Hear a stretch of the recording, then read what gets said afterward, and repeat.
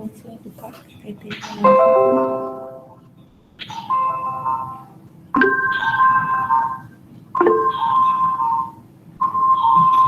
Ya, absen.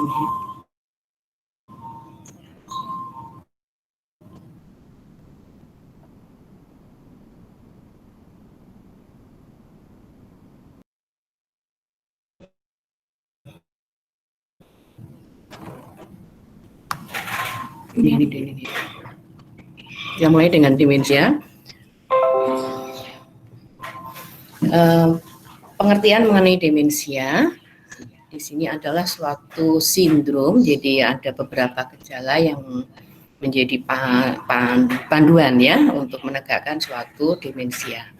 Di mana sindrom di sini terutama mengenai penurunan fungsi kognisi atau fungsi kognitif, yaitu adanya gangguan memori atau daya ingat.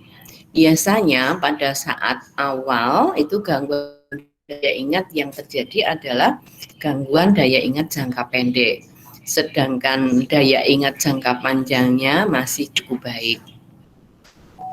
Biasanya yang dikeluhkan adalah misalnya merasa bahwa pagi belum dikasih sarapan, tidak pernah ada yang memperhatikan dia, sehingga kemudian lansia atau lanjut usia itu yang mengalami demensia ini menjadi akhirnya marah. Kemudian juga misalnya untuk mengingat hal-hal baru, misalnya nomor telepon, kemudian kebiasaan-kebiasaan baru, atau mungkin pergi keluar rumah tidak bisa pulang di mana rumahnya. Itu biasanya awal-awal seperti itu. Selanjutnya, kalau misalnya semakin buruk, maka gangguan daya ingat jangka panjangnya juga akan terganggu, sehingga tidak ingat siapa nama anaknya, nama suaminya, kemudian juga tempat tinggal yang diingat adalah tempat tinggal pada saat dia masa kanak. Tempat tinggal yang akhir-akhir ditempati justru pasien dengan demensia seringkali juga tidak tahu atau lupa atas berada di mana dia sebetulnya. Selain itu, juga disertai adanya 2 atau lebih modalitas kognitif yang lainnya. Misalnya, orientasinya, sehingga di dalam rumah pun mungkin pasien itu merasa kamar mandinya di sebelah mana, atau mungkin kamar tidurnya di mana, dia tidak tahu. Atensinya atau perhatiannya, kemudian fungsi bahasanya, fungsi visuospasialnya, situasi di dalam ruang itu di mana dia meletakkan barang-barangnya, mungkin dia juga tidak mampu untuk mengingatnya dengan baik. Fungsi eksekutifnya, misalnya dia seorang ibu rumah tangga yang biasanya mengatur dapur, kemudian memasak yang dilakukan dengan baik, sebagai seorang ibu rumah tangga sudah tidak mampu lagi dilakukannya. Kontrol motoriknya terganggu, praksis juga terganggu. Keadaan tersebut akan menyebabkan hendaya di dalam aktivitas sehari-hari. Dan biasanya kalau kita sudah mengetahui ini perlu dilakukan pemeriksaan klinik dan tes neuropsikologi. Klinis mengenai gangguan demensia ini tadi sudah dijelaskan sambil mengetahui mengenai pengertian atau definisi demensia ini. Adanya gangguan bahasa atau berkomunikasi, berpikir abstrak, kemudian orientasi ataupun praksis, perilaku seringkali emosinya yang labil, terjadi agitasi atau bahkan kacau, menarik diri, apatis. Gangguan aktivitas harian yang berkaitan dengan fungsi eksekutif di sini misalnya mengatur keuangan, pekerjaan yang sederhana sehingga dia butuh bantuan. Ada untuk keuangan itu merasa bahwa dia punya pensiunan, begitu dapat maka dia akan membagi-bagi uangnya misalnya kepada tetangga sekitarnya. Dia berpikir bahwa dia akan melakukan sedekah untuk sekitarnya atau orang-orang yang biasa membantu dia, dan akhirnya keuangannya apa yang didapatnya akan habis dalam waktu yang singkat. Ya, ini akan menimbulkan dia kemarahan, menimbulkan rasa curiga terhadap lingkungannya, seolah-olah apa yang dia lakukan itu dia bukan karena dia yang melakukan, tetapi karena orang lain yang mengganggu keuangannya itu. Gambaran klinis pada demensia di sini, untuk gangguan memori, dia akan mempengaruhi keterampilan pekerjaan, sehingga lupa akan janji, nama, nomor telepon, atau juga akhirnya seperti orang cerita yang bohong atau yang tidak sebenarnya, yang disebut dengan konfabulasi.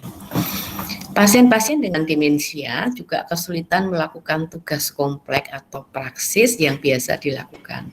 Misalnya dia memasak sambil mengerjakan pekerjaan di komputer, atau menjahit, atau mungkin juga mencuci secara bersamaan, dia tidak mampu untuk melakukan itu. Kesulitan di dalam berkomunikasi atau berbahasa, bicaranya tidak lancar, kadang susah dimengerti, dan mungkin kesulitan menemukan kata. Misalkan mau menyebutkan bahwa kelapa, dia juga hanya menunjukkan barang itu, fungsinya yang dia katakan, tapi dia lupa apa ya sebetulnya nama barang itu misalnya. Ada suatu disorientasi waktu, tempat, personal misalnya, dia tidak paham bahwa sekarang itu sebetulnya di rumahnya. Selalu dia mengatakan bahwa saya pengen pulang, padahal sekarang dia berada di rumahnya. Itu contohnya seperti itu. Personal juga kadang sampai dia tidak mampu menyebutkan bahwa dia tinggal bersama anak, suami misalnya, atau cucu, itu sudah tidak mampu dilakukan karena mengalami suatu disorientasi. Pasien-pasien dengan demensia juga mengalami kesulitan dalam mengambil keputusan yang tepat. Berpakaian tidak sesuai suasana, keputusan yang tidak tepat, sehingga kadang penampilannya juga kurang bagus ya.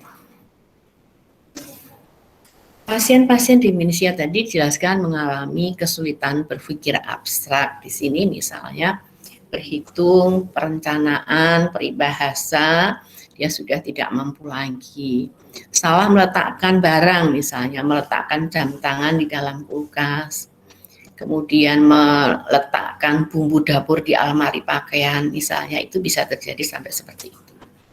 Perubahan alam perasaan dan tingkah laku atau behaviornya itu juga berpengaruh terhadap perubahan mood yang sangat cepat dan tanpa alasan, dan seringkali berubah-ubah sehingga sangat labil suasana perasaan atau afeknya pasien tersebut. Hal ini menimbulkan pasien-pasien dengan demensia mudah mengalami suatu tekanan atau menjadi depresi. Bisa juga terjadi perubahan kepribadian, pasien menjadi bingung, curiga misalnya, dan ketakutan. Ini sudah terjadi komplikasi yang sifatnya psikotik kalau sudah seperti ini. Kehilangan inisiatif atau menjadi apatif, sehingga pasien-pasien demensia nampak sangat pasif, butuh dorongan untuk melakukan suatu pekerjaan. Demensia ini digolongkan berdasarkan penyebabnya itu sebenarnya ada dua pokok, yaitu yang termasuk kelompok Alzheimer dan demensia yang vaskular. Kemudian ada beberapa lagi yang disebabkan karena infeksi, misalnya HIV, lues gitu. Kemudian karena trauma, misalnya kecelakaan, bisa menyebabkan terjadinya suatu demensia dampaknya. Kemudian pasien dengan gangguan Parkinson misalnya atau Huntington disease bisa terjadi, dampaknya adalah menjadi akhirnya demensia. Pseudodemensia di sini bisa terjadi pada mereka yang mengalami depresi berat, sehingga seolah-olah menjadi lupa, dia menjadi tidak ingat, seperti terjadi gangguan daya ingat, bahkan kognitif pun juga terganggu. Tapi sebetulnya bukan karena demensia, karena depresi. Kemudian terjadi karena defisiensi vitamin ataupun karena intoksikasi, alkohol misalnya, atau rokok berat. Sehingga diagnosis banding untuk gangguan demensia ini perlu kita mengevaluasi apakah dia depresi atau penyalahgunaan zat atau obat, atau ada gangguan emosi, gangguan endokrin, sistem metabolik misalnya, kemudian karena disfungsi pendengaran dan penglihatan yang tidak baik lagi, karena defisiensi nutrisi, adanya suatu trauma atau tumor, infeksi, Bahkan adanya suatu komplikasi aterosklerotik bisa karena alkohol ataupun karena perokok tadi. Prinsip secara sederhana untuk demensia itu adalah adanya gangguan dari daya ingat, kemudian kemampuan interaksi sosial juga mulai menurun dan semakin berat. Di sini tadi gejala yang terjadi adanya suatu akibat dari gangguan kognitif dan daya ingat tadi sehingga kemunduran fungsional aktivitas sehari-harinya menjadi terganggu, memilih pakaian, mau telepon, melakukan aktivitas, juga adanya kemunduran perilaku, behaviornya, sehingga menjadi tidak acuh pasiennya atau bahkan depresi karena sangat sulit untuk melakukan banyak sekali hal yang sudah tidak bisa diingatnya. Pasien menjadi gelisah, bahkan bisa pasien itu pergi dari rumah dan akhirnya nggak bisa kembali. Kemunduran fungsi kognitif yang seringkali terjadi adalah daya ingat tadi, berbahasa, dan berhitung. Jadi ABC ini mungkin membantu untuk memudahkan kita mengetahui melakukan pasien dengan demensia. Pada fase yang pertama biasanya diawali dengan mudah lupa, karena mudah dirinya sendiri mudah lupa, maka dalam menjelaskan, mengucapkan sesuatu seringkali diulang-ulang supaya orang lain bisa memahami, padahal sebetulnya adalah menggambarkan bahwa dirinya sendiri yang sebetulnya sudah mulai daya ingatnya kurang baik. Mudah kali tersesat kalau pergi dari rumah, misalnya kadang mau balik nggak bisa. Sehingga penting pada mereka yang mengalami suatu demensia, keluarganya memberikan suatu identitas yang melekat pada pasien tersebut yang tidak mudah rusak atau hilang. Pada saat mungkin dia hilang di jalan, ada yang menemukan kontak personnya, misalnya nomor telepon, nama anggota keluarga, alamat, bisa segera dihubungi. Kemudian pada tahap kedua, pasien semakin bingung terhadap waktu ataupun tempat. Dan untuk kebersihan diri sudah mulai diabaikan, seringkali gelisah, agresif, dan keluyuran. Pada fase yang ketiga, kemampuan berpikir menjadi semakin buruk, bahkan ada komplikasi, misalnya bicaranya jadi kacau, sehingga kadang dianggapnya bahwa ini seorang gangguan jiwa berat, misalnya dia alami schizofren misalnya. Dan sebetulnya ini akibat dari fungsi kognitif yang terganggu karena proses demensianya. Lupa terhadap keluarga, kemudian juga tidur kadang tidak bisa dia berbaring misalnya di kamarnya, di tempat tidurnya, karena sudah semakin buruk orientasinya, bisa di sembarang tempat ya untuk melakukan misalnya menjelang tidur, mau tidur, menempatkan dirinya jadi kurang baik.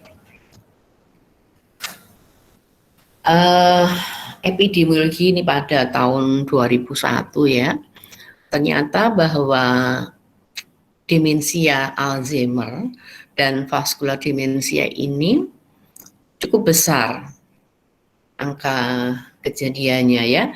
Untuk Alzheimer itu sampai 35%, sedangkan demensia vaskular itu 29%.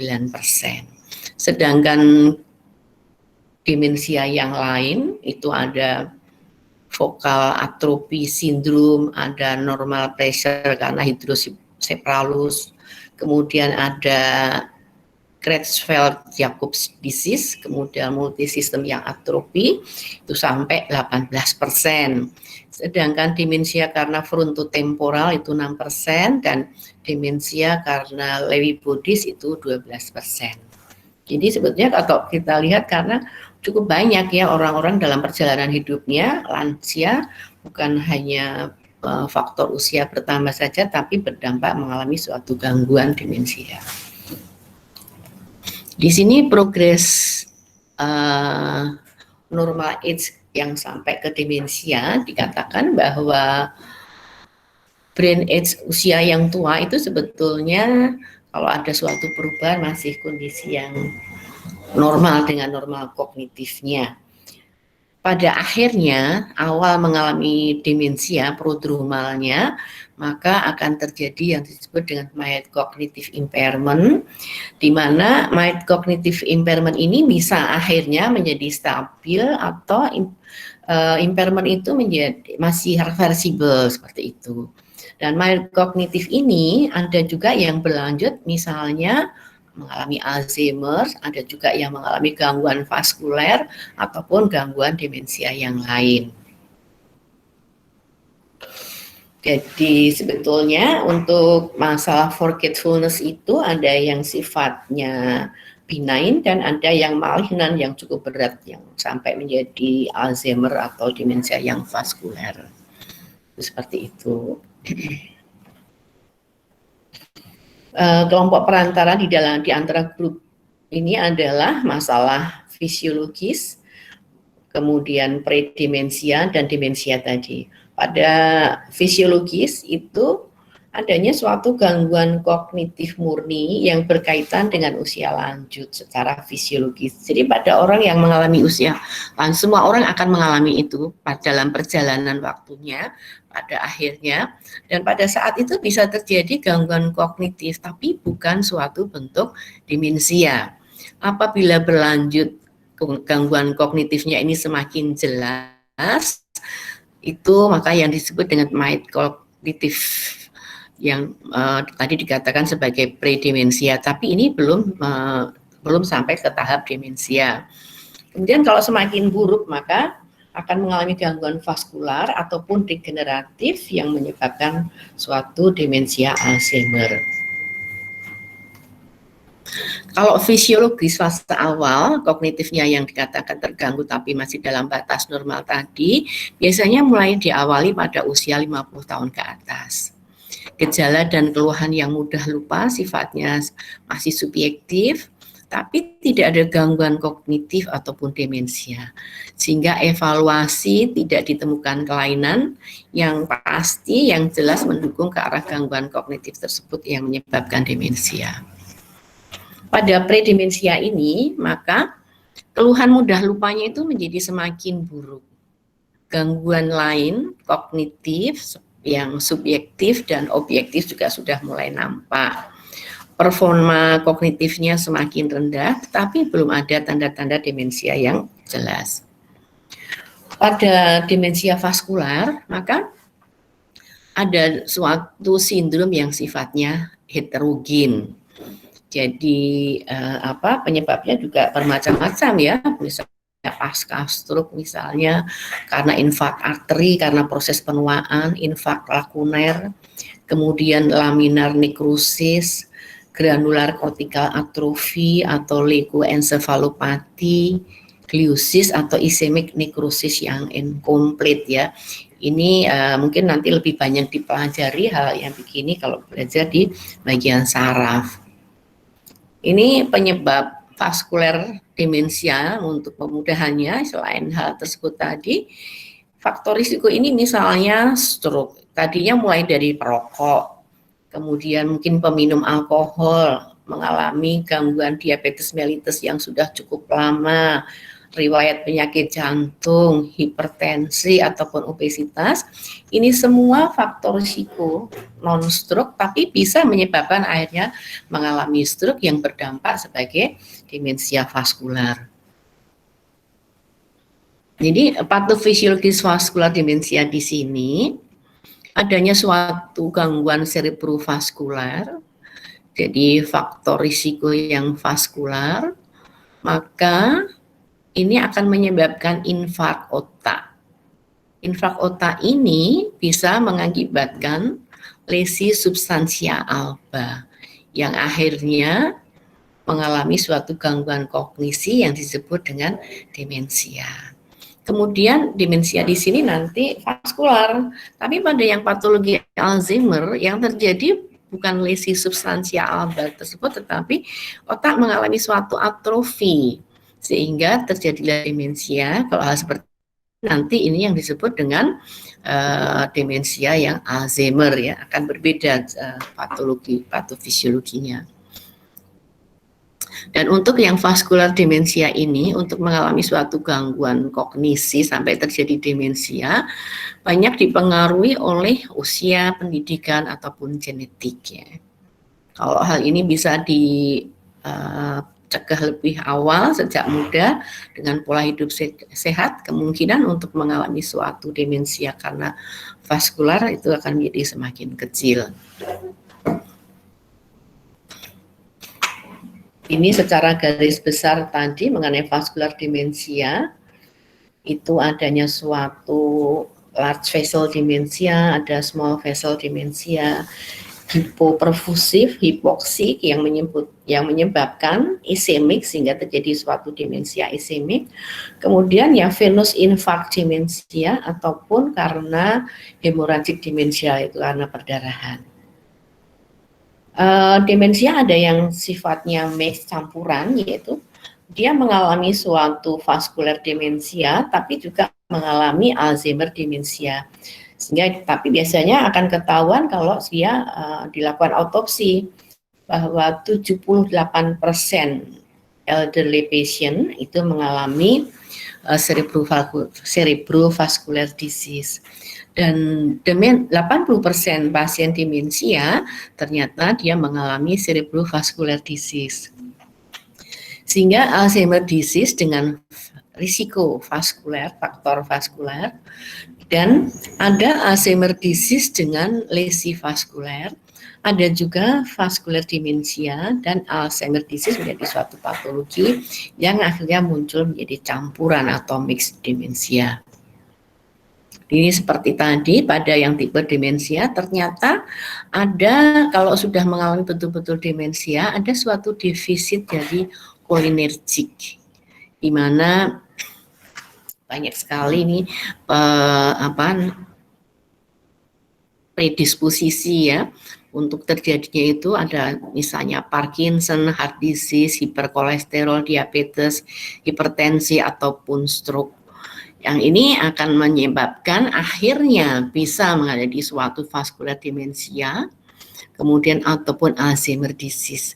Pada yang vaskular demensia di sini tadi disebabkan terjadinya stroke atau TIA, hipertensi, diabetes, juga hiperkolesterolemia dan penyakit jantung. Kemudian pada yang Alzheimer disease biasanya nampak adanya amyloid plaques atau faktor genetik di dalam keluarganya dan neurofibrillary tangles. Jadi ternyata yang campuran itu juga faktor-faktornya itu antara yang Alzheimer disease dan vascular disease itu kedua-duanya membuat risiko terjadinya demensia yang campuran. Pada kriteria diagnosis vascular disease ini, kita harus bisa menemukan tanda dan gejala demensia, dan penting untuk mencari bukti adanya suatu gangguan cerebrovascular disease yang nampak misalnya defisit neurologi vokal yang konsisten dengan stroke misalnya, atau dilakukan konfirmasi dengan CT scan atau MRI. Biasanya awitan demensia itu 3 bulan pasca stroke dan terjadi perburukan fungsi kognitif yang sifatnya mendadak atau berfluktuasi sehingga terjadi suatu defisit kognitif yang sifatnya progresif dan bersifat stepwise. Jadi kalau kita mendapatkan pasien dengan stroke misalnya, maka kita melakukan evaluasi dampaknya, kemungkinan bisa terjadi suatu vaskular demensia setelah 3 bulan kejadian stroke tersebut. Lebih akut, berfluktuatif, dan perjalanannya progresif ya semakin buruk seperti itu. Gambaran klinis yang konsisten dengan kemungkinan vaskular demensia biasanya adalah gangguan berjalan, misalnya nampak apraksik, ataksik, magnetik, Parkinson gait. Kita harus hati-hati bahwa ini kemungkinan untuk menjadi demensia vaskular akan semakin jelas. Sering jatuh tanpa sebab misalnya. Kadang-kadang tiba-tiba nggak tahu kenapa di kamar mandi jatuh misalnya. Gangguan berkemih misalnya urgensi, jadi kemampuan untuk menahan itu susah. Perubahan kepribadian dan suasana hati yang menjadi depresif misalnya pasiennya. Kemudian Demensia yang disertai defisit neurologi vokal tetapi tanpa konfirmasi pencitraan otak misalnya. Atau tidak adanya hubungan waktu yang jelas antara demensia dan stroke. Kalau seperti ini maka kemungkinannya lebih kecil dibandingkan yang tadi. Atau awitan penyakit tidak jelas dengan perjalanan klinis yang bervariasi seperti plato atau perbaikan dari defisit kognitif. Di sini ada suatu gambaran antara Alzheimer patologinya dan vaskuler perjalanannya. Jadi kalau kita lihat bahwa pada yang vaskuler maka patologinya bahwa ada defisit dari atensional atau perhatiannya. Kemudian fungsi eksekutifnya juga jelas nampak ya. Kemudian konstruksional problemnya juga jelas ada dan fluktuasi consciousness kesadarannya berfluktuasi. Sedangkan pada Alzheimer itu yang lebih jelas dominan adalah visio-konstruksional disabilities. Jadi akan sebetulnya kalau dari klinis sudah nampak jelas berbeda ya. Dan kedua-duanya sama-sama mengalami hendaya dari memori atau daya ingat, masalah bahasa dan masalah perilaku. Tapi untuk yang Alzheimer ternyata memori impairment-nya itu lebih buruk dibandingkan dengan yang vaskuler. Sedangkan yang vaskuler patologinya maka masalah perilaku akan lebih nampak dominan dibandingkan pada yang Alzheimer. Untuk melakukan suatu screening yang bisa dipakai untuk kasus-kasus dengan demensia, maka ada yang disebut dengan mini mental state examination, yaitu memberikan gambaran global mengenai fungsi kognitif dan waktunya cukup singkat untuk melakukan screening ini antara 10 sampai 15 menit dan paling sering dipakai. Konsistensi internalnya cukup baik dan tes reliability-nya juga baik.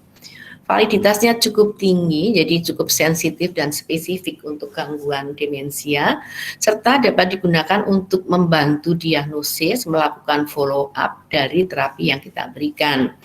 Jadi misalkan saat awal sudah dilakukan screening dulu, kemudian diberikan terapi, berapa waktu kemudian kita evaluasi lagi, menggunakan MMSE ini apakah ada suatu peningkatan dari fungsi kognitif itu setelah pemberian terapi.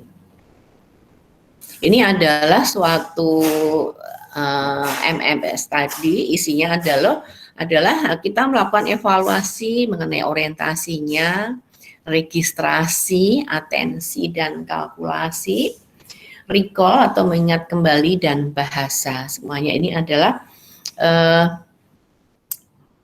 penilaian-penilaian untuk MMSE.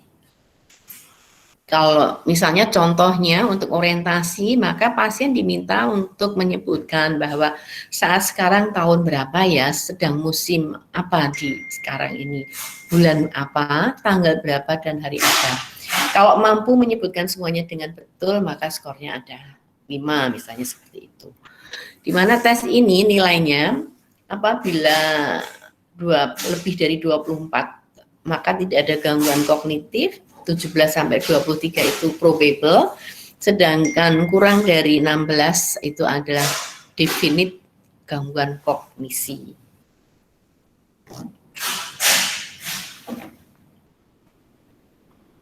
Keterbatasan dari MMSE ini sangat dipengaruhi oleh tingkat pendidikan, usia, dan budaya. Jadi memang kalau mereka yang tidak berpendidikan untuk melakukan tes ini kurang begitu bagus sehingga banyak atau dibutuhkan bantuan ya. Tidak dapat dipakai sebagai alat tunggal untuk diagnosis demensia, harus dihubungkan dengan pemeriksaan klinis. Jadi pemeriksaan klinis mesti tetap utama, kemudian penunjangnya adalah menggunakan MMSE ini.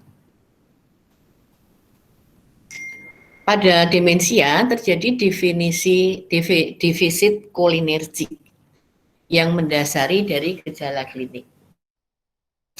Jadi adanya penurunan progresif neuron kolinergik pada daerah nervus basalis minor yang menimbulkan ketersediaan asetilkolin sangat menurun, yaitu di daerah korteks hipokampus areanya, yang akhirnya terjadi gangguan kognitif, aktivitas fungsi sehari-hari, dan perilakunya. Distribusi dari neurotransmitter kolinergik ini ada di amigdala dan juga ada di hipokampus. Coba kita perhatikan, ini kalau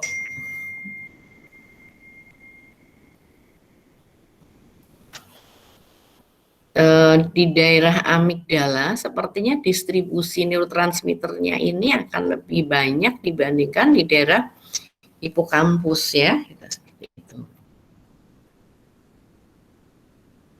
Untuk terapi farmakologi kognitif kolinesterase tadi, asetilkolin, maka diberikanlah zat-zat asetilkolinesterase inhibitor, yaitu adanya donepezil preparatnya misalnya, atau rivastigmine ataupun galantamin. Juga ada yang disebut dengan NMDA reseptor dan glutaminergic modulator.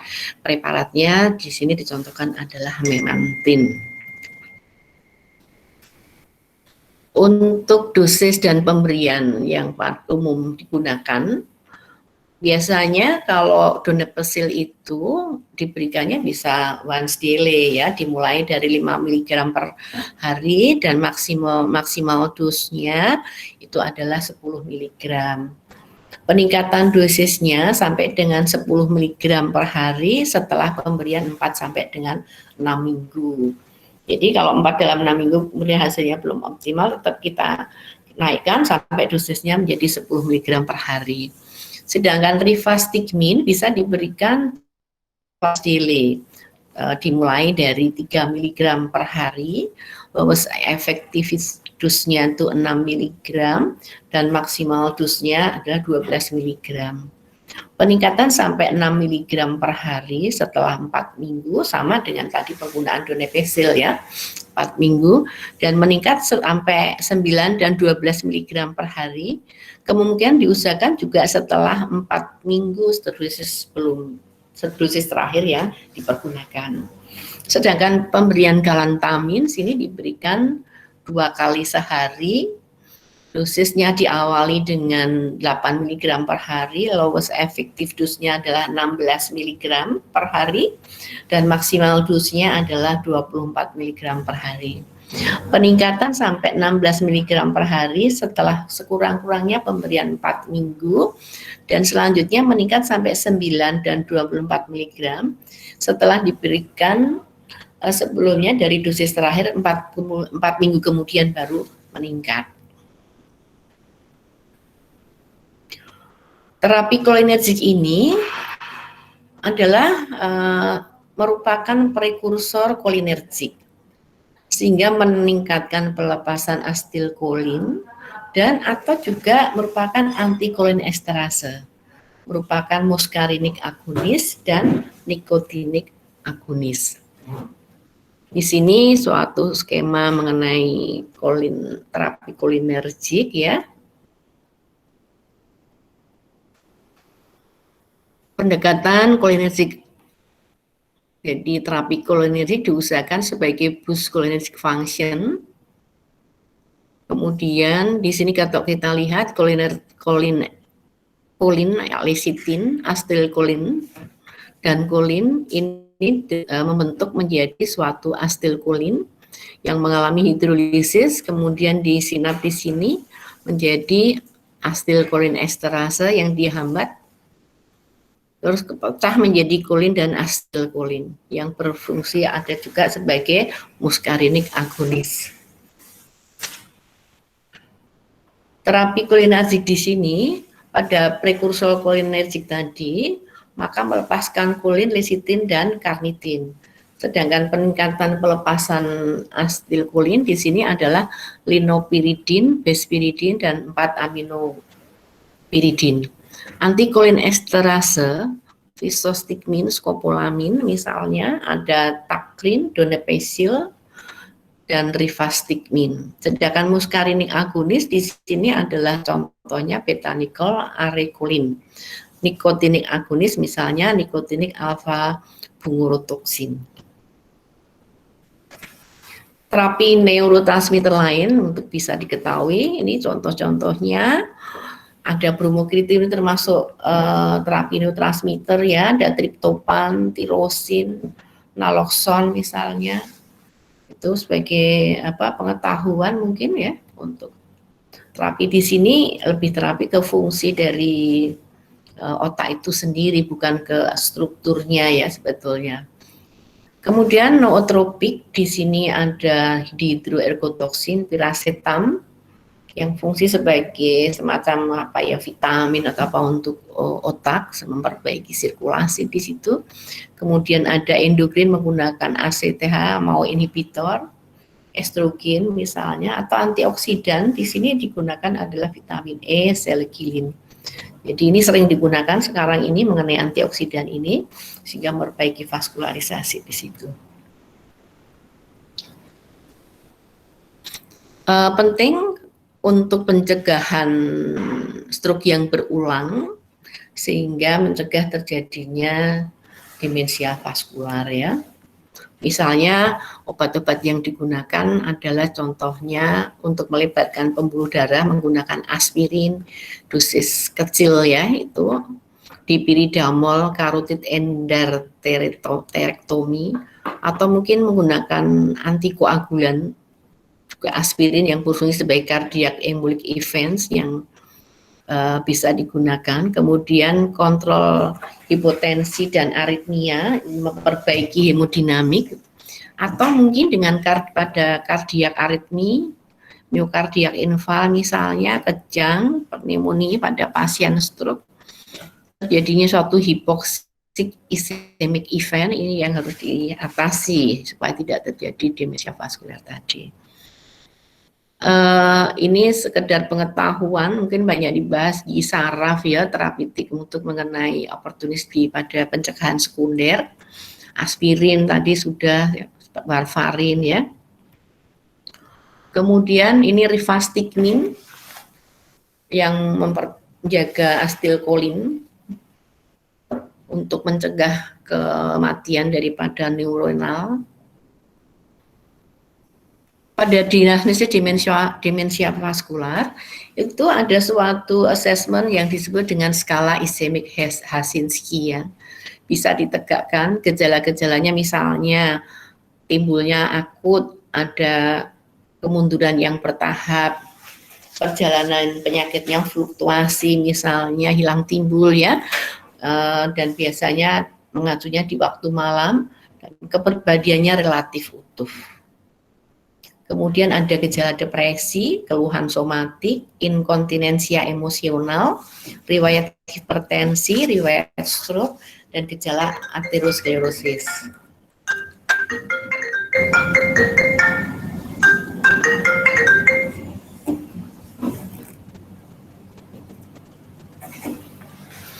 Kemudian apabila skornya kurang dari 5, diduga adalah demensia degeneratif, sedang skornya lebih dari 6 adalah suatu demensia vaskuler. Faktor risiko demensia vaskuler ini tadi sudah disebutkan banyak ya, yang diabetes, hipertensi, merokok, dan sebagainya, seperti tadi sudah. Kemudian interaktif patologi, terjadinya suatu Alzheimer disease. Faktor usia dan pengaruh lingkungan, yang di sini akan menyebabkan disfungsi mitokondrial, stres oksidatif, ini yang sering kali ya sudah dibicarakan biasanya. Kemudian adanya peningkatan A-beta dan penurunnya SAPP, di mana adanya oksidatif stres di sini akan menyebabkan apoptosis, cytoskeletal alteration, synaptic damage, dan maksudnya kerusakan dan kehilangan pada sinaps. Kemudian pada mitokondrial dysfunction juga terjadi altered calcium homeostasis, jadi homeostasis kalsium yang menyimpang di situ. Di sini juga pada yang APP mutation terjadi peningkatan A-beta dan menurunnya SAPP. Dan ini semua menimbulkan stres oksidatif maupun Mutasi itu tadi menyebabkan vascular injury dan presenil akhirnya menimbulkan suatu kondisi yang disebut dengan Alzheimer tadi. Ini mana obat yang pada rivastigmin, mungkin sekedar penjelasan yang bekerja di celah sinap itu. Kemudian ini obat-obatan yang bisa digunakan contoh-contohnya. Kemudian ini juga obat dikatakan bahwa ia menonjol pada regi utama otak di korteks cerebral maupun di talamus, hipokampus, dan amigdala. Ini target untuk terapi kolinesterase pada Alzheimer disease. Ini mungkin sepintas aja.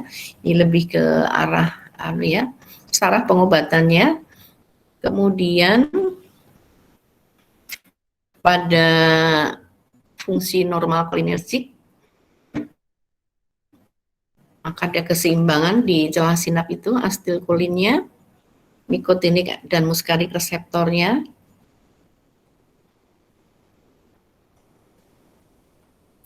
Kemudian juga ini fungsi normal dari kolinesterase di sini.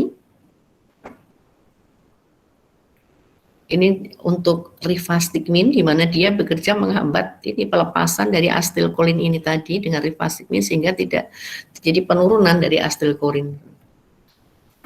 Kemudian aktivitas asetilkolin di sini kita lewat saja.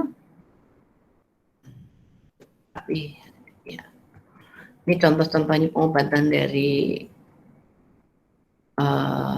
demensia yang menggunakan obat-obat. Sedangkan pada psikiatri, pengobatan yang diberikan seringkali selain tadi pada fungsi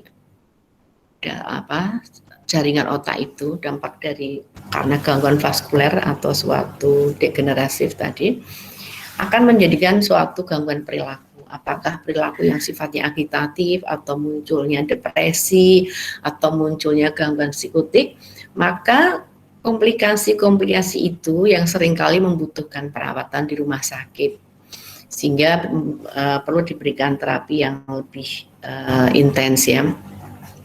Sedangkan pada terapi-terapi yang digunakan untuk fungsi sel otak itu tadi sendiri, itu sifatnya sebetulnya tidak akan menyembuhkan dari demensia tadi, sifat hanya mempertahankan supaya yang mengalami demensia itu tidak menjadi buruk, dipertahankan dalam kondisi yang terbaik pada saat itu, tidak menjadi lebih buruk. Sehingga dalam penjelasan pada keluarga pasien jangan sampai salah bahwa apa yang diberikan itu tidak menyembuhkan, hanya memperlambat perjalanan demensia. Kemudian juga munculnya komplikasi-komplikasi psikiatrik, misalnya tadi ada depresi, bisa juga terjadi gangguan perilaku yang agitatif, atau bahkan gejala-gejala psikotik misalnya menjadi curiga, paranoid ya, bahkan seperti gangguan skizofrenia.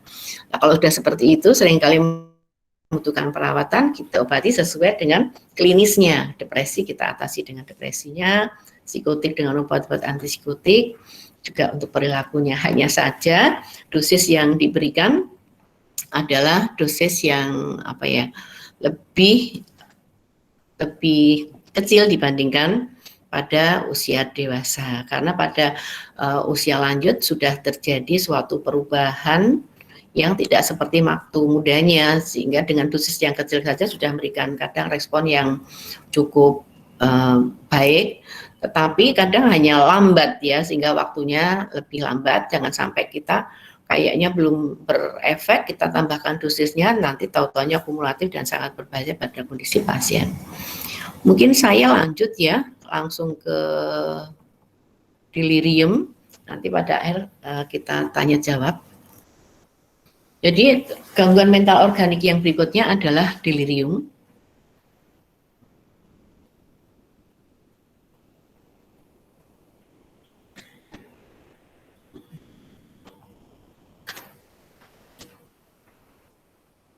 Masa indah ya.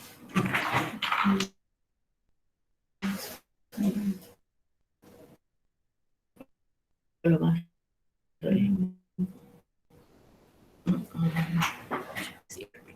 ya. Udah masuk ya.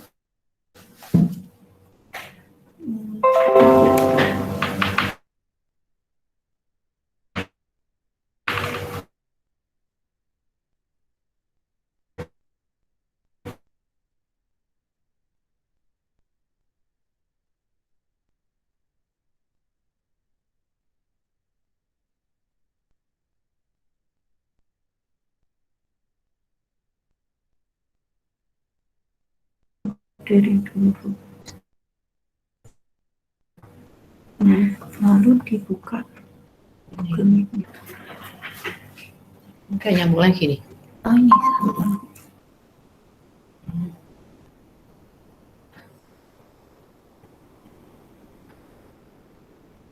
Berarti yang ini delirium ya.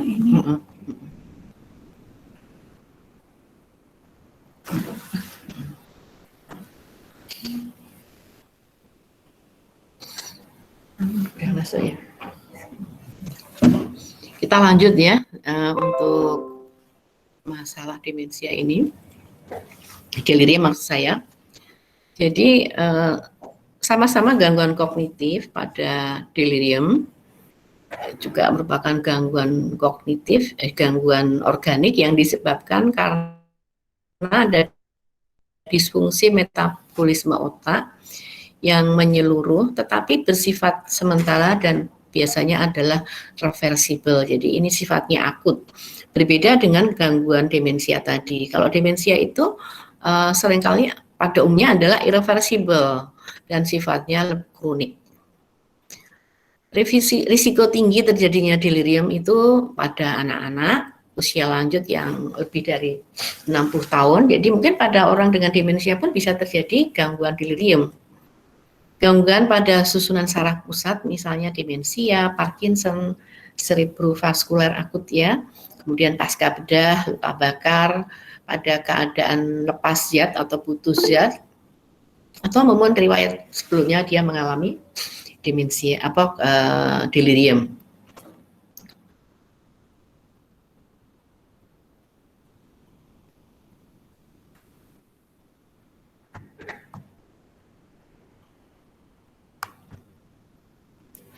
Untuk etiologi adalah gangguan sistemik, gangguan pada otak sendiri. Ketiga adalah keadaan lepas zat atau withdrawal. Kemudian tidak ada etiologi yang spesifik.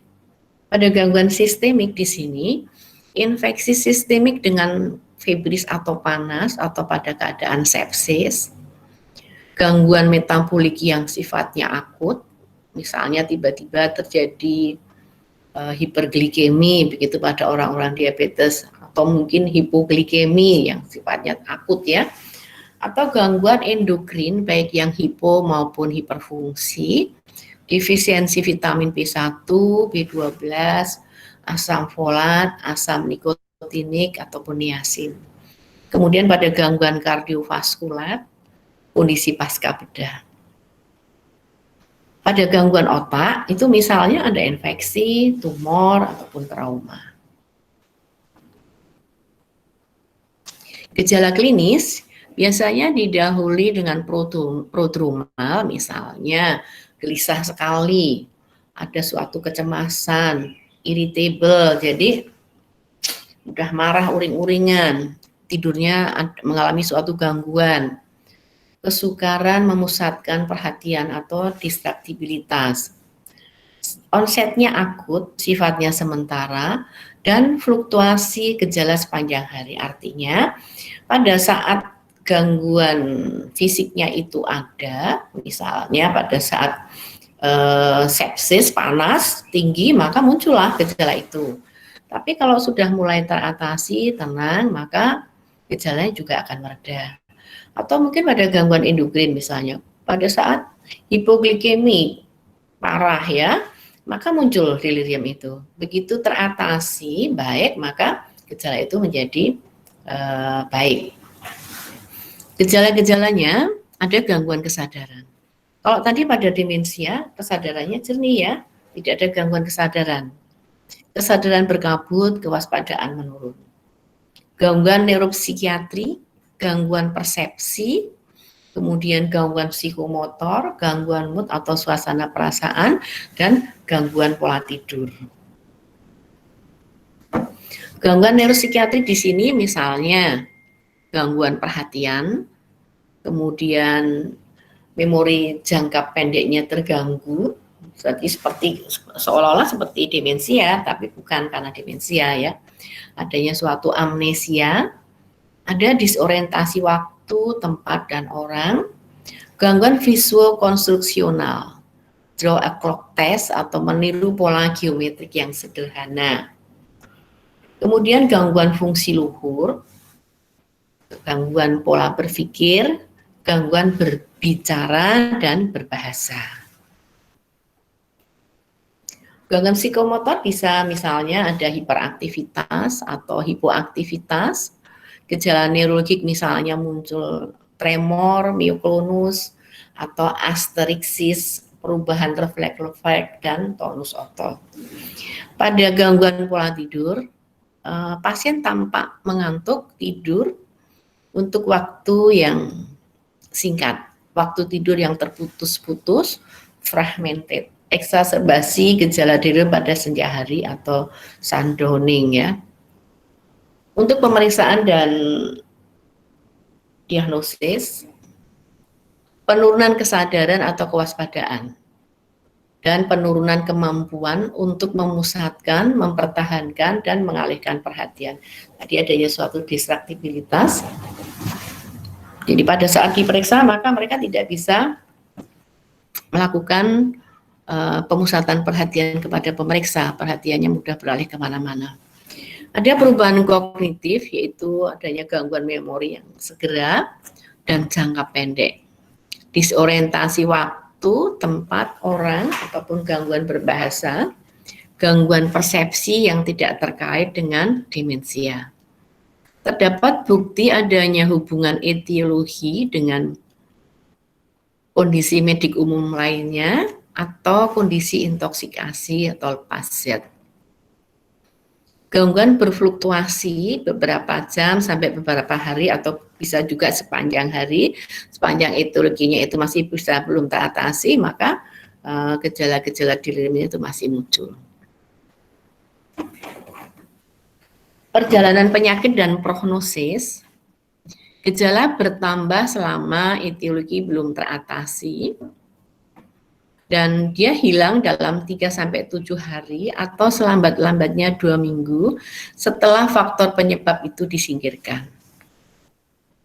Makin tua usia, penderita makin lama deliriumnya berlangsung. Jadi pada usia lanjut, maka kalau mengalami delirium, waktu berlangsungnya akan lebih panjang dibandingkan mereka yang usia muda. Amnesia parsial dapat terjadi sesudah penderita sembuh. Jadi pada saat mengalami gangguan, maka apa yang dialami itu dia tidak ingat lagi. Meskipun pasien itu sudah sembuh, dia tidak menyadari apa yang terjadi. Seringkali diikuti depresi atau gangguan cemas pasca trauma. Penata laksanaan kerjasama dengan bidang terkait sesuai etiologi, ya, mengatasi penyakit organik yang mendasari, melakukan pemeriksaan sesuai dengan etiologi dan monitoring serta evaluasi terapi untuk mengatasi gejala-gejala psikiatrik dengan terapi medikamentosa maupun lingkungan. Jadi pada penata laksanaan gangguan delirium, maka kita harus mengkoreksi faktor etiologinya. Selain apa yang sudah terjadi akibat deliriumnya tadi.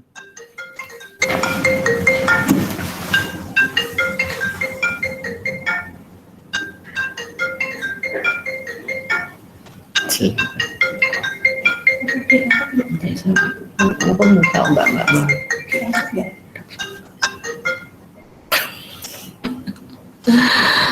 Jadi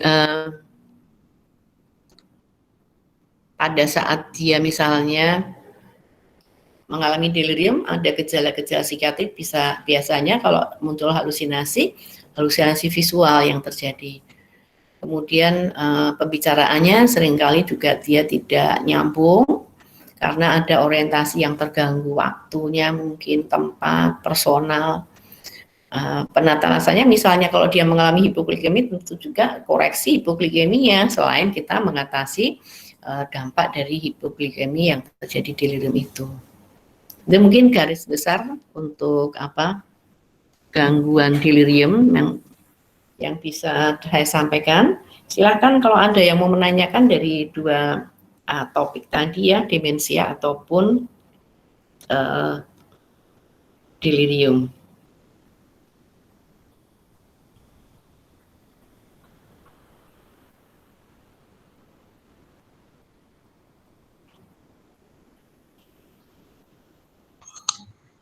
Izin bertanya dokter. Silakan. Tadi yang tentang demensia Alzheimer, jadi kan tadi dokter sempat menyebutkan kalau Alzheimer itu terjadi atrofi pada otak. Nah, itu kan yang menyebabkan demensianya. Terus, apakah kalau Alzheimer demensia itu ada gangguan sensorik juga nggak dok? Karena kan korteksnya berarti juga kayak berkurang gitu kan dok? Ya kalau kita berbicara mengenai Alzheimer itu yang kita fokus adalah gangguan di kognitif dan daya ingat ya. Sehingga masalah sensoris motoriknya meskipun dia mengalami atrofi tapi tidak sampai ke sana yang terganggu. Kalau ada gangguan di sensorisnya atau motoriknya, barangkali dia bukan jadi bukan karena demensianya itu, tapi mungkin ada gangguan vaskuler yang lain. Jadi misalnya tadi yang tipe mix ya. Tipe mix itu kan ada gejala Alzheimer-nya, ada gejala vaskulernya, masing-masing dengan etiologinya lah. Kalau terjadi karena stroke mengalami gangguan vaskuler, maka ada juga gangguan sensorisnya dan ada juga gangguan motoriknya. Tapi kalau murni itu demensia, maka itu tidak terjadi. Gitu ya. Baik dok, terima kasih dok.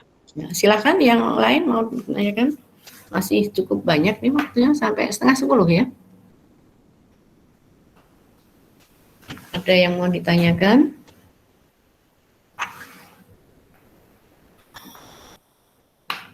Untuk kuliah saya masih berapa kali lagi ya? 2 apa 3 ya?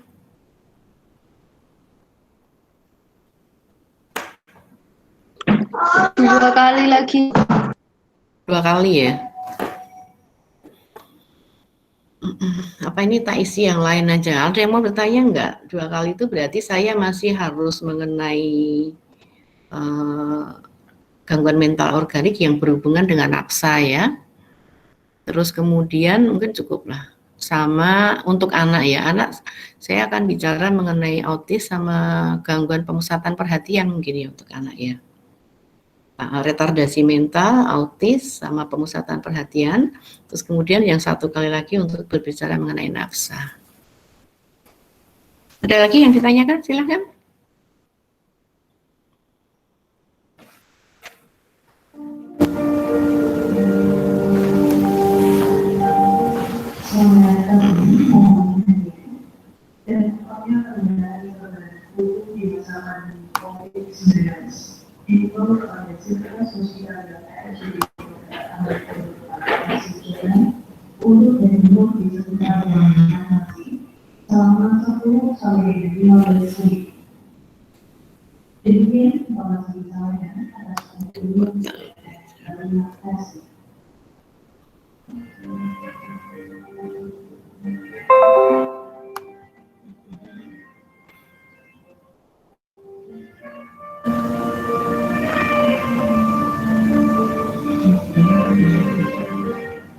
Kita tutup, tak ganti yang lain aja dulu ya Mbak, bisa ya ini ya, tak tutup dulu ya. Yang ini kita akan ditutup dulu ya. Oke.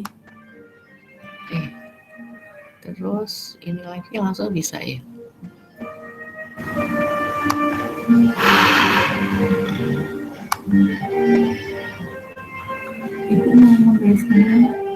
Ini ada demensia lagi yang waktunya kan masih ada. Oh ini ya. Kita tutup dulu. Kalinya dibuka dulu di sini. Oh, belum ada di situ ya tadi ya? Iya, belum dibuka tadi.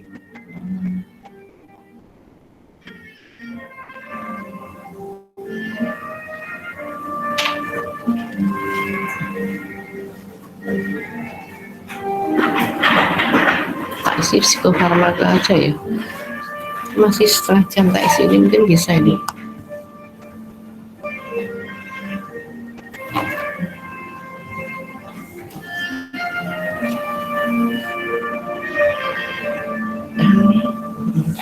Ini dibuka Ini ya? Google Meet-nya. Ini. Dan terus Ini ya? ya tinggal di share.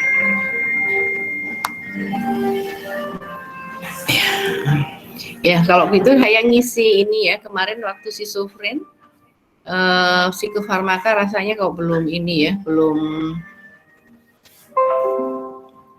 belum saya sampaikan. Mudah-mudahan ini nanti sebagai tambahan materi ya yang bisa membantu untuk jadi mengenai psikofarmaka dan terapi kejang listrik.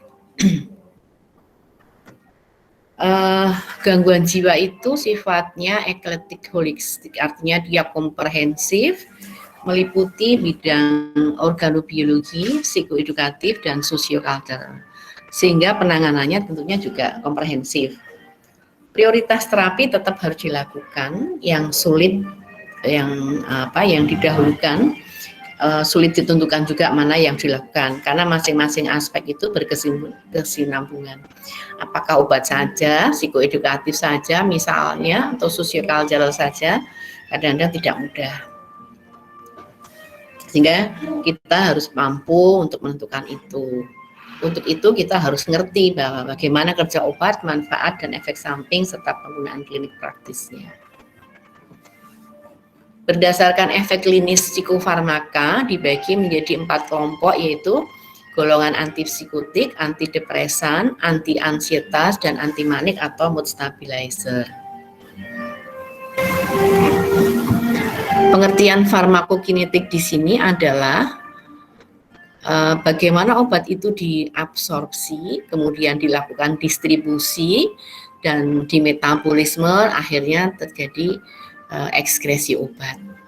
Absorpsi di sini adalah obat yang diberikan secara oral itu biasanya harus larut dalam cairan, kemudian dicerna sebelum badan dapat menyerap.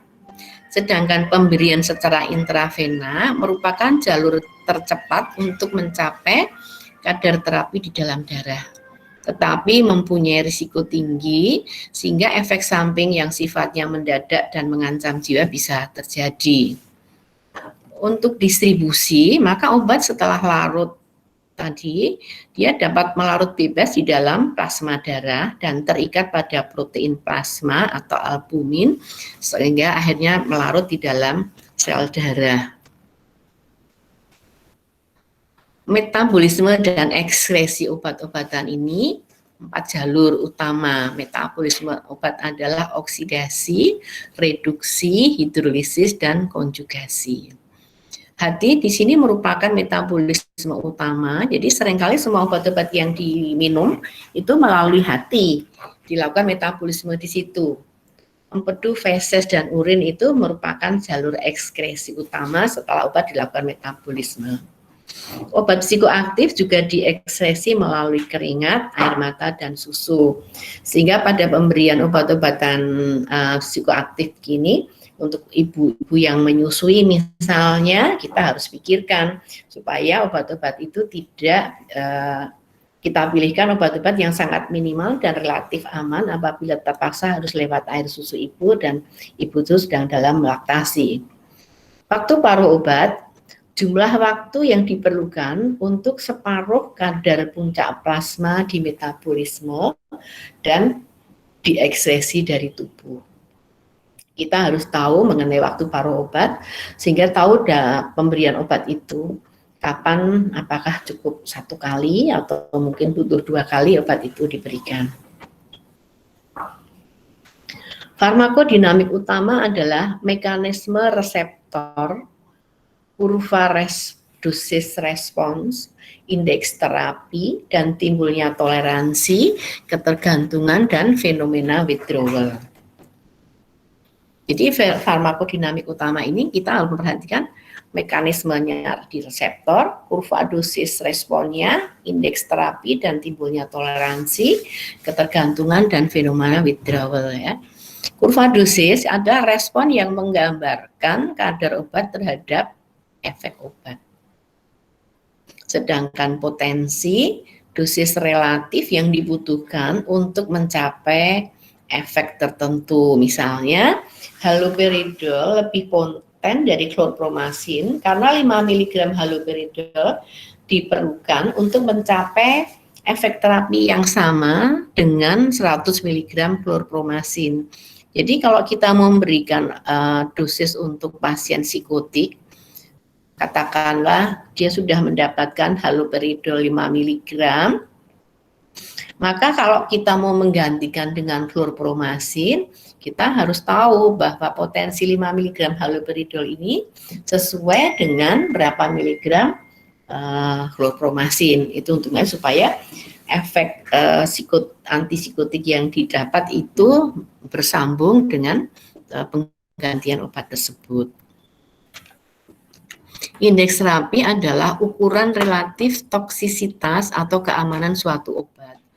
Jadi kalau kita memberikan obat-obatan, kita harus berikan sesuai dengan indeks terapinya, jangan sampai melebihi, akan berakibat toksis, sehingga yang didapatkan bukan efek terapeutik, tetapi justru menimbulkan toksis terhadap pasien tersebut. Sedangkan toleransi, yaitu seseorang menjadi kurang responsif terhadap suatu obat bila suatu obat diberikan dalam jangka waktu tertentu. Timbulnya toleransi berkaitan dengan timbulnya ketergantungan fisik. Kebutuhan akan terus memberikan obat untuk mencegah munculnya withdrawal. Artinya, misalnya yang sering adalah penggunaan katakanlah alprazolam. Alprazolam itu toleransinya cukup ini ya, dekat ya. Jadi misalnya sekarang dia dalam kondisi cemas, kita memberikan alprazolam 0,5 mg. Maka dalam jangka waktu tertentu pasien itu sudah membutuhkan lagi alprazolam tersebut untuk bisa mengalami perasaan yang nyaman sehingga tidak terjadi suatu kepanikan atau kecemasan. Dan dosis yang diberikan tidak bisa dengan dosis yang sama, tapi kadang-kali dosis itu harus meningkat lagi supaya memberikan efek yang sama seperti saat awal. Optimasi hasil terapi obat psikotropik menyangkut 5 hal, yaitu kita harus perhatikan diagnosisnya. Setelah itu obat pilihan kita apa toh sebetulnya, misalnya pasien dengan skizofrenia atau tadi pasien dengan demensia atau pasien delirium, maka kita sudah menentukan diagnosis sehingga kita pilih obatnya. Obat yang kita pilih misalnya kalau demensia tadi obat-obat cholinesterase ya, itu untuk memperbaiki fungsinya, artinya tidak menjadi lebih buruk.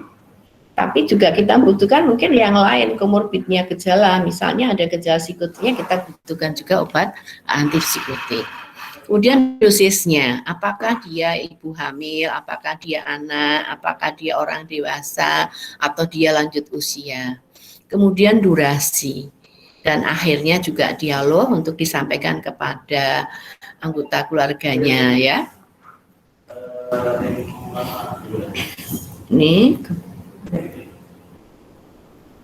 Jadi durasi di sini selain pemberian berapa kali, maka penggunaan obat psikotropik misalnya untuk memberikan efek suatu antipsikotik sekurang-kurangnya 3 minggu. Obat itu dikatakan betul-betul efektif. Sehingga perlu diberikan edukasi keluarganya bahwa dalam kurang dari itu mungkin yang didapatkan hanya mengantuk aja, tapi belum sampai ke tujuan utamanya.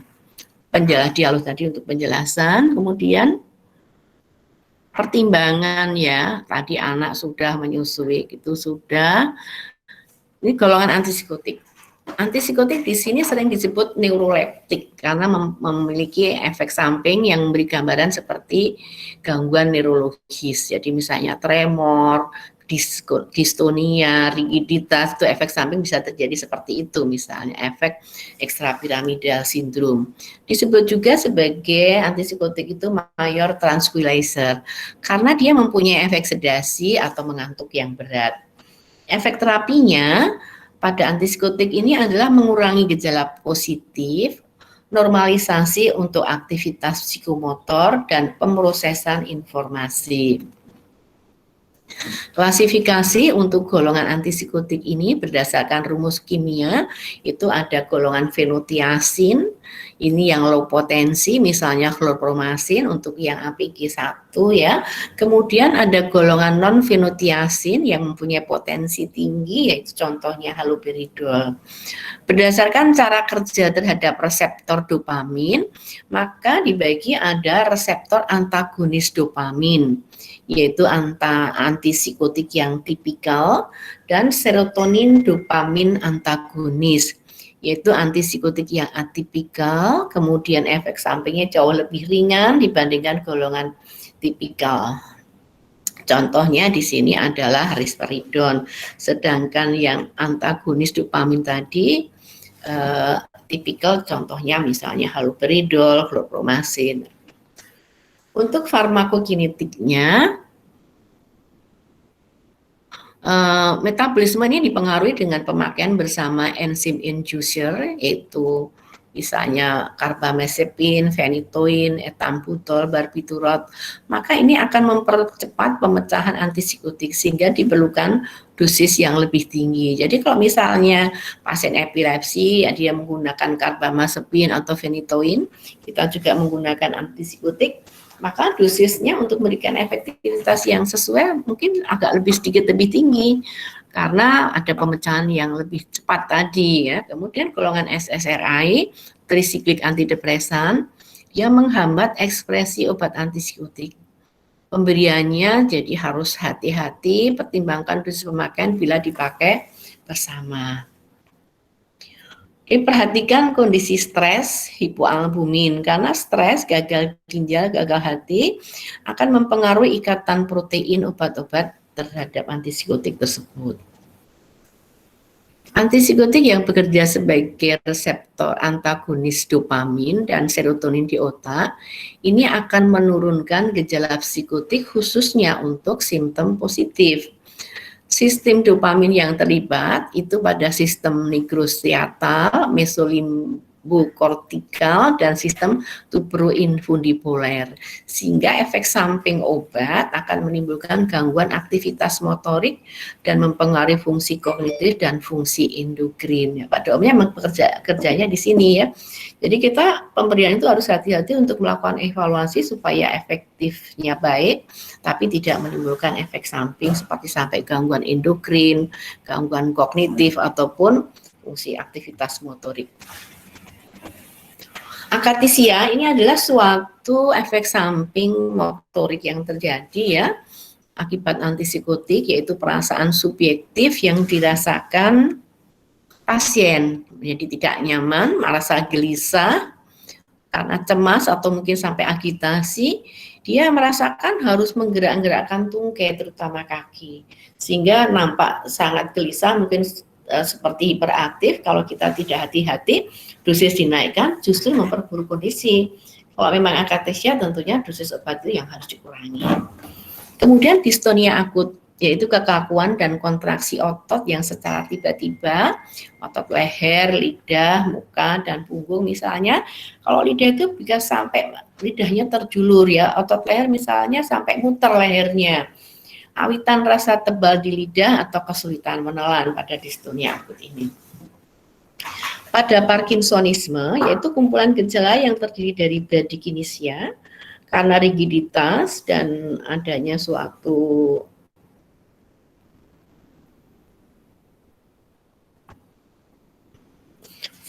fenomena roda bergigi, tremor, muka topeng, postur tubuh kaku, dan gaya berjalan seperti robot jadinya ya, untuk yang Parkinsonisme. Kemudian sindroma neuroleptik maligna ini, yaitu suatu efek samping yang sangat berat ya, yang bahkan bisa menimbulkan kematian. Tapi ini sebetulnya sifatnya lebih reaksi idiosinkrasi, artinya dia tidak tergantung misalnya dosis tinggi baru menimbulkan efek samping, tidak seperti itu. Bahkan dosis yang sangat kecil pun bisa muncul terjadinya sindroma neuroleptik maligna, atau mungkin yang tadinya menggunakan obat itu tidak ada masalah, tiba-tiba muncul gejala atau tanda-tanda terjadinya sindroma neuroleptik maligna, yaitu gejalanya berupa rigiditas, hiperkinetik, gangguan sistem saraf otonom yang tidak stabil, panas tinggi, tekanan darahnya tinggi, yang sangat tidak bisa dikontrol dengan obat-obat, misalnya penurun panas seperti itu. Kemudian adanya delirium, kesadaran yang sifatnya fluktuatif dapat sampai kejang dan koma. Dan efek terhadap sistem kardiovaskuler itu terjadinya ortostatik hipotensi, komplikasi paru dan gagal ginjal yang akut bisa terjadi karena adanya suatu dehidrasi yang terjadi karena sangat tinggi panasnya. Terhadap sistem gastrointestinal terjadi efek anticholinergic peripheral, yaitu rasa kering di mulut sehingga sering merasa haus. Prinsip pengobatan, kita mulai dari terapi awal, yaitu setelah ditegakkan diagnosisnya dimulai dengan dosis anjuran yang dinaikkan pelan-pelan sampai dosis optimal. Jadi kalau kita mengobati pasien-pasien dengan menggunakan obat antipsikotik, maka kita perlu betul-betul untuk penegakan diagnosis yang tepat ya. Dan dosisnya kita pelan-pelan, dosis awal dulu anjuran, pelan-pelan dinaikkan sampai optimal 1-3 minggu. Dosis optimal dikatakan dosis yang mampu mengendalikan gejala. Terapi pengawasan di sini optimal, dosis optimal tadi kalau sudah sampai gejala negatif, gejala positifnya teratasi, maka ini perlu dipertahankan 8-10 minggu. Dan terapi pemeliharaan di sini dosis dipertimbangkan diturunkan apabila sudah selama 8-10 minggu itu stabil, dipertimbangkan diturunkan sampai dosis minimal yang dapat mempertahankan kondisi baik pasien tersebut tanpa menimbulkan kekambuhan. Jadi setelah stabil selama 8-10 minggu misalnya, haloperidol diturunkan pelan-pelan sampai dosis terkecil, tapi mampu mempertahankan kondisi baik pasien tersebut tanpa terjadi kekambuhan. Bila kondisi akut pertama kali, maka dosis pemeliharaan dipertahankan selama 2 tahun. Jadi kalau pasien schizofren katakanlah pertama kali dia mendapatkan pengobatan dan dia menjadi baik, maka harus dipertahankan setidak-tidaknya selama 2 tahun. Bila sudah berjalan kronis dan berapa kali kambuh, maka dipertahankan minimal selama 5 tahun, bahkan bisa sampai seumur hidup ya. Apalagi kalau ada riwayat agresif. Tapi kalau misalnya yang pertama kali sakit dipertahankan 2 tahun dan ternyata dia kambuh, ya tidak mungkin hanya 2 tahun, tetap kita pertahankan sampai sekurang-kurangnya 5 tahun. Penggunaan antidepresan. Di sini kelompok antidepresan efek utama yang terpenting mengendalikan gejala depresi, tapi dapat juga sebagai anti cemas. Perbaikan klinis dengan obat-obat antidepresan ini 60-70%. Efek sampingnya itu juga berbeda-beda, sehingga pemilihan obatnya perlu dipertimbangkan untuk keamanan dan ketaatan pasien nantinya. Ada golongan trisiklik, misalnya imipramine, amitriptilin, tetrasiklik misalnya maprotilin, nyanserin, derivat MAOI, monoamin oksidasi inhibitor yaitu moclobemid, derivat SSRI itu sertralin, fluoxetine, fluvoxamine, paroxetine, escitalopram ya, dan SNRI itu venlafaxine dan duloxetine. Cara kerja di sini depresi terjadi karena rendahnya serotonin di pascasina. Maka dengan antidepresan itu akan meningkatkan serotonin di pascasinat tersebut. Untuk golongan trisiklik dan tetrasiklik, di sini bekerjanya menghambat ambilan kembali neurotransmitter yang sudah dilepaskan di celah sinap. Tapi tidak selektif sehingga dapat terjadi efek samping yang tidak diharapkan. Jadi kalau yang serotonin itu tadi biasanya untuk yang golongan SSRI, SNRI ya, tapi untuk yang trisiklik tetrasiklik itu kerjanya akan lebih berbeda sedikit. Untuk MAOI bekerjanya di presinap menghambat enzim pemecah serotonin sehingga jumlah yang dilepaskan ke celah sinap itu bertambah. Akhirnya jumlah serotonin ke pasca sinap juga bertambah. Untuk SNRI dia menghambat ambilan kembali serotonin yang juga menghambat ambilan kembali neurotransmitter norepinefrin. Efek samping antidepresan, hipotensi, gangguan jantung, kelainan EKG, gejala gangguan saraf otonom, susunan saraf pusat, alergi, gejala hematologi, gejala psikis lain misalnya gelisah, delirium, maniakal bisa terjadi. Untuk golongan MAOI itu bisa terjadi hipotensi ataupun hipertensi, gangguan hepar, fungsi otonom, sistem saraf, hematologi, psikologi maupun krisis hipertensi. Jadi hati-hati pada pasien dengan gangguan hipertensi tentunya. Efek samping kelompok 5 itu ada lebih ringan karena secara spesifik hanya menghambat enzim tipe A dan hambatan bersifat reversibel. Prinsip pengobatan dimulai dari dosis rendah, ditingkatkan bertahap sampai dosis terapeutik dan efek terapi tercapai sampai 2-3 minggu ya bersama dengan antipsikotik juga. Setelah efek terapi tercapai dilanjutkan pemeliharaan untuk mencapai remisi dan mencegah kambuh kurang-kurangnya 6 bulan. Kalau tadi antipsikotik itu 8-10 minggu, kalau ini bahkan sampai 6 bulan dan bahkan dapat berlangsung sampai 3-5 tahun. Untuk anti cemas, kelompok obat yang digunakan mengatasi kecemasan dan biasanya memberi efek sedasi, relaksasi otot, amnestik, dan antiepileptik. Di sini kelompoknya adalah derivat benzodiazepin, gliserol, dan barbiturat.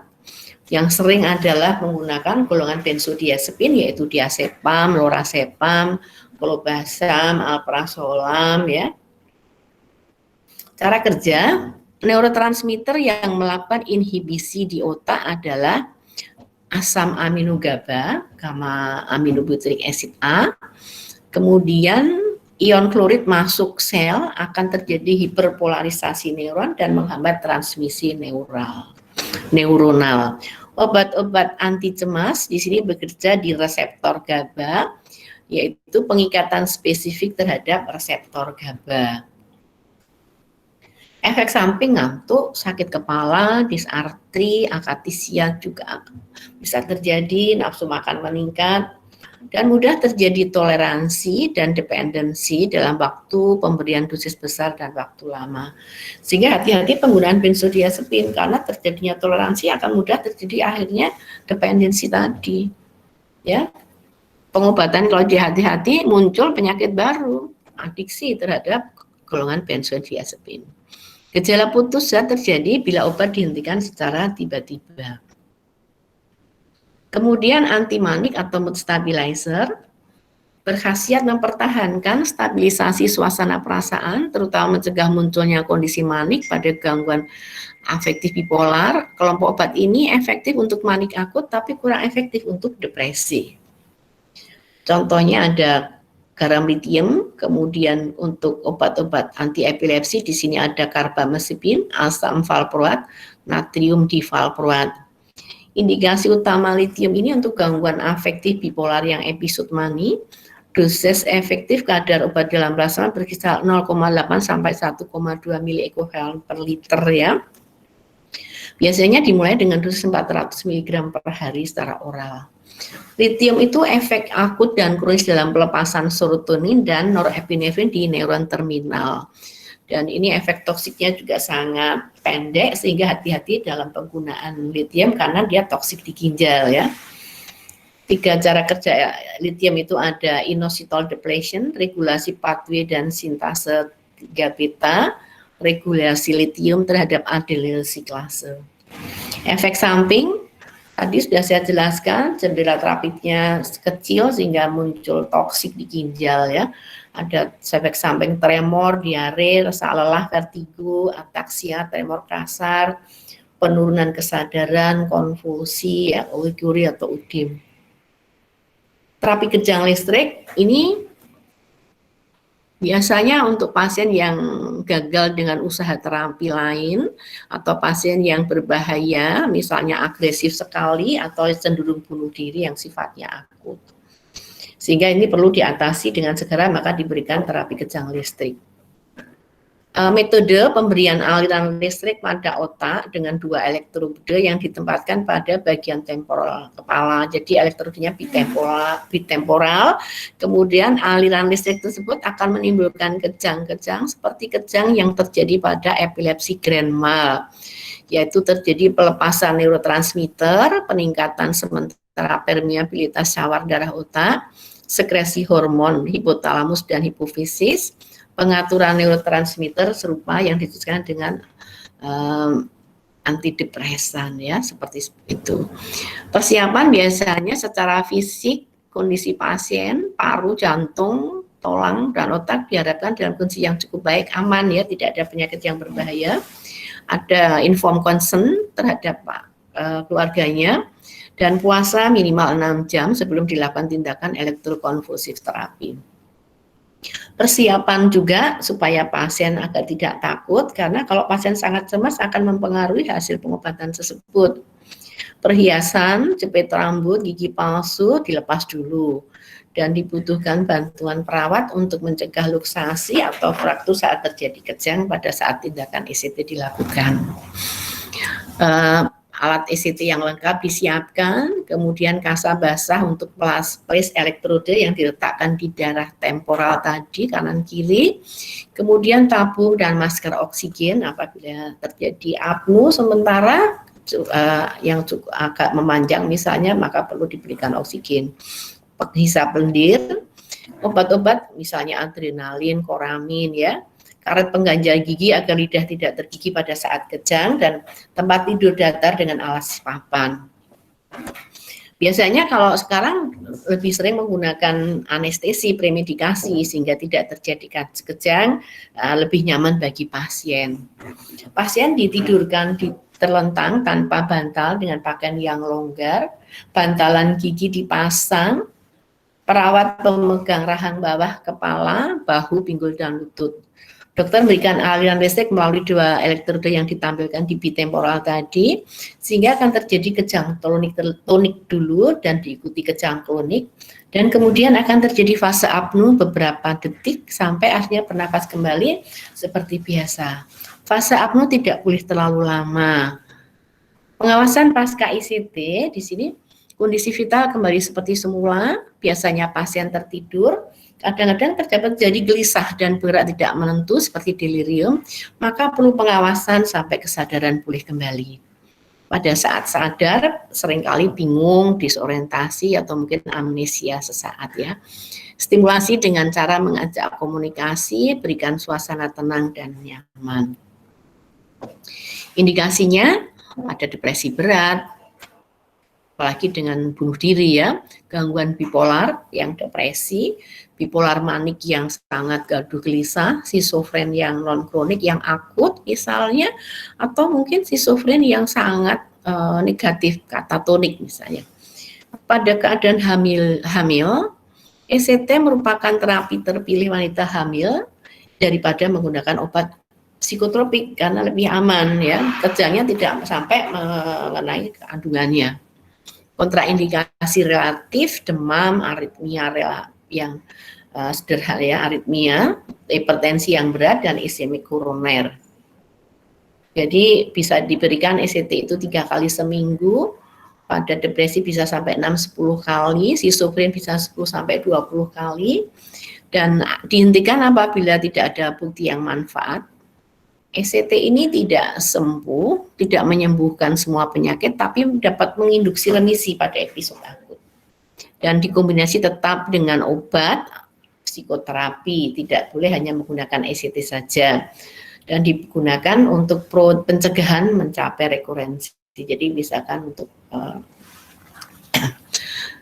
pada kardiak apabila terjadi aritmia, efek samping suksinilkolin, hiperkalimia, kardiotoksisitis direct dari suksinilkolin. Sedangkan susunan saraf pusat adanya gangguan ingatan, transient retrograd dan anterograd, dan biasanya dalam 1-2 minggu dia akan membaik.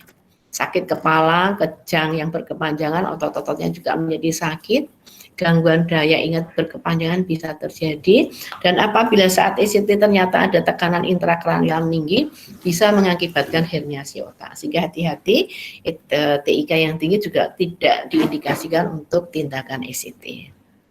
Mungkin demikian yang bisa saya sampaikan sebagai tambahan untuk terapi antipsikotik, antidepresan maupun antimanik dan ECT.